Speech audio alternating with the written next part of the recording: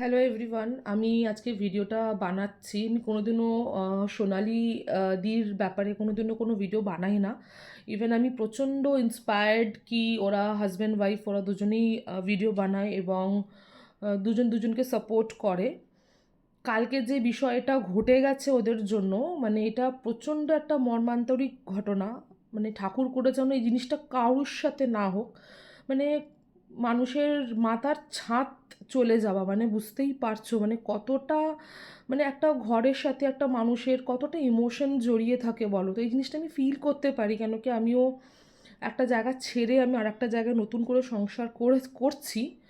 So ব্যাপারটা কি বলো তো, আমি বুঝতে পারছি মানে ওরা কিভাবে ফিল করছে। মানে এখন যেভাবে নিজের কমফর্ট জোন ছেড়ে সেখান থেকে বেরিয়ে এসে যে ব্যাপারটা একটা হচ্ছে, তার মধ্যে 4টে কুকুর রয়েছে।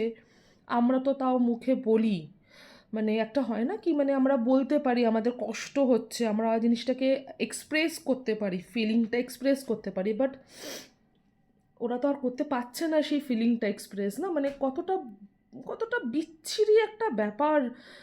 মানে কোনো মানে একদম স্পিচলেস। আমার প্রচণ্ড খারাপ লেগেছে। না আমি এই ধরনের ভিডিওস মানে করি না, আমি লিটারেলি করি না। মানে সোনালিদি, তুমি যে এর মধ্যেও যে তুমি হাসছো, লোকজন তোমাকে বলছে আমি স্ক্যানার পাঠাচ্ছি বা কিছু একটা স্ক্যানার পাঠাও টাকা, বাট দাদা বৌদি দুজনেই বলছে কি না, স্ক্যানারের দরকার নেই, তোমরা মেন্টালি সাপোর্ট করো। অ্যাকচুয়ালি দেখো, ফিনান্সিয়ালি ক্রাইসিস আছে, থাকে, ফিনান্সিয়ালি সাপোর্ট দরকার, বাট আমার মনে হয় 100 টাইমস বেশি আমাদের মেন্টালি সাপোর্ট প্রচণ্ড দরকার একটা মানুষকে উঠে দাঁড়ানো বা একটা ফাইট ব্যাক। সেখানে সবথেকে আমার একটা ভালো লাগলো কি